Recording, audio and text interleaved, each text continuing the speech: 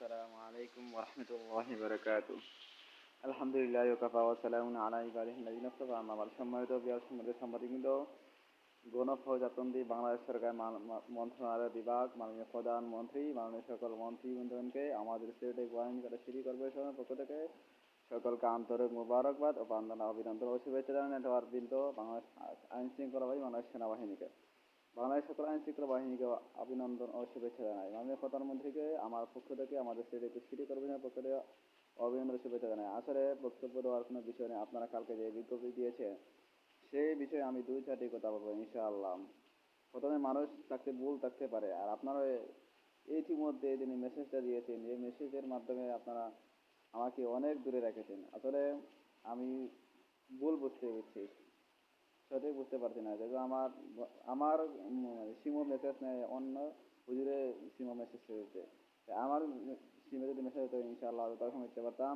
আপনারা এবারে দেখেছেন ওর জরিমানা, জরিমানা আবার কি, আমি তো দিয়েছিলাম রাতকে আপনাদের থেকে, কিন্তু আপনারা ফিরে দিয়ে ফেললেন।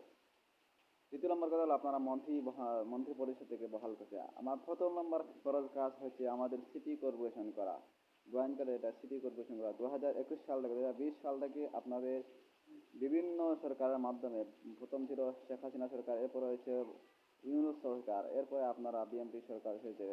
সেই সাথেই আপনারাও থাকেন ইনশাআল্লাহ, পরবর্তীতে যারা সরকার হবে তাদের সাথে আমাদের সম্পর্ক থাকবে।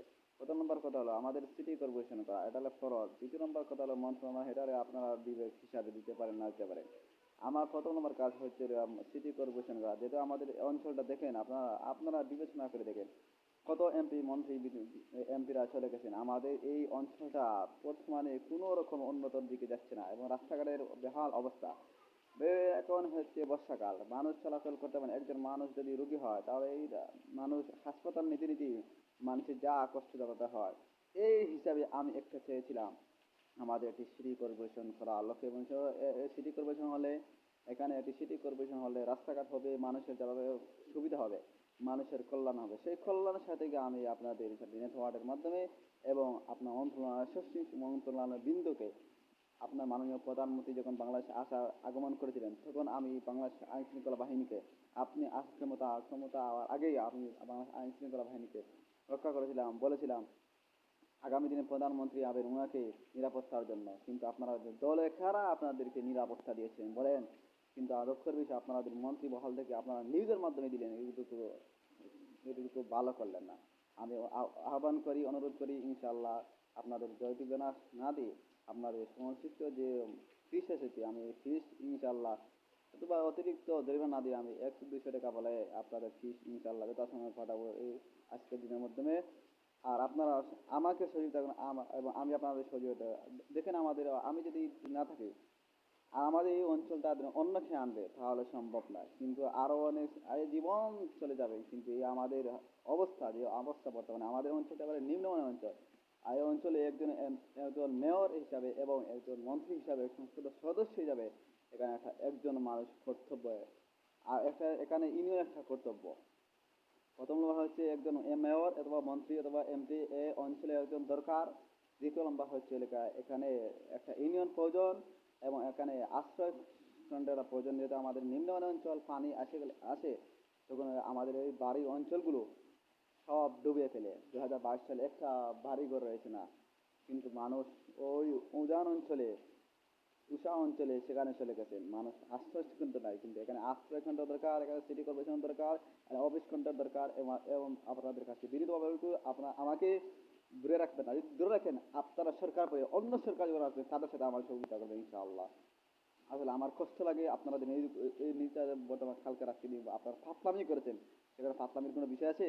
আপনারা আমাকে অবগত করলেন না কেন? ইনশাআল্লাহ আমি দিলাম যত সময়ের মধ্যে অন্যের মাধ্যমে আপনারা বলেন। আবার বলছি, অতি শীঘ্রই মধ্যে আমার কাছে প্রত্যয়নপত্র পাঠাতে হবে, কাগজপত্রের মাধ্যমে আমি আপনাদের সাথে সহযোগিতা করব।